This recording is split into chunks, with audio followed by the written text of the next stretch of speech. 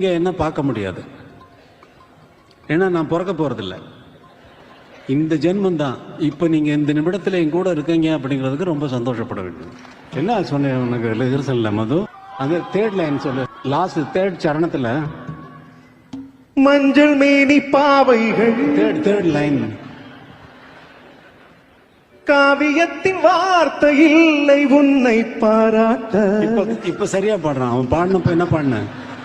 நீ பாடினது பாடு, நான் என்ன சொல்றேன்? காவியத்தில் வார்த்தை இல்லை உன்னை பாராட்ட. அது பாடினா அந்த உன்னை பாராட்டா அதே இப்ப சாரி சார், உன்னை இல்ல உன்னை பாராட்டம். Thank you sir. நீ உனக்கு தான் சாரி, எனக்கு சாரி கிடையாது.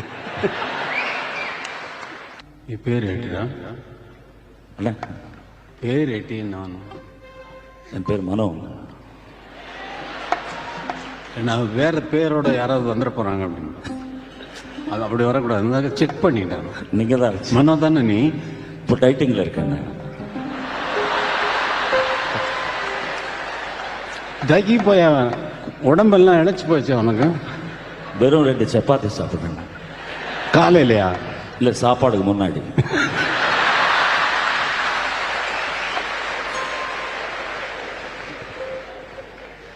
இப்போ என்ன பண்ணலாம்னு உத்தேசம்? பாட்டு கேட்க வந்திருக்காங்க, பாடு வேணாம், சாப்பாடை பற்றி பேசுறாங்க. 1979 பிரியா திரைப்படம் இசையமைக்கின்ற நேரத்தில் முதல் முறையாக ஜெயசுதாஸ் அவர்கள் அவர் கச்சேரிக்கு யூஸ் பண்ணுற அந்த ஸ்டீரியோஃபோனிக் சவுண்டை சினிமாவில் ஃபிலிமில் கொண்டு வரணும் அல்லது சாங்கில் மாத்திரமாவது கொண்டு வரணும்னு சொல்லிட்டு அவர் சிஸ்டத்தை ஃபுல்லாக ஒரு ஸ்டுடியோவில் அசைன் பண்ணி இதை செட்டப் பண்ணி நாங்கள் சாங் எடுக்கிறதுக்குன்னு முடிவு பண்ணோம். ரொம்ப பரீட்சார்த்தமான முயற்சி, அது ரொம்ப கஷ்டம். ஏன்னா இது வந்து டேப்பில் ரெக்கார்ட் ஆகும். அது இந்த சிஸ்டமெல்லாம் இப்போ இருக்கிற சிஸ்டமெல்லாம் அப்போ இல்லை.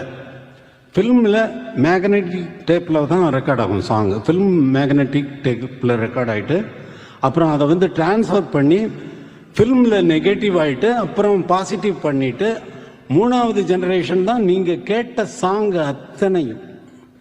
இது ஃபர்ஸ்ட் டைமாக வந்து ஸ்டீரியோஃபோனிக் கொண்டு வரணும்னு பார்த்தா டேப்பினுடைய ஸ்பீடு வந்து ஃபில்ம் ஸ்பீடுக்கு எப்படி கனெக்ட் பண்ணுறதுங்கிறது வந்து பெரிய டெக்னிக்கல் ப்ராப்ளமாக இருந்தது.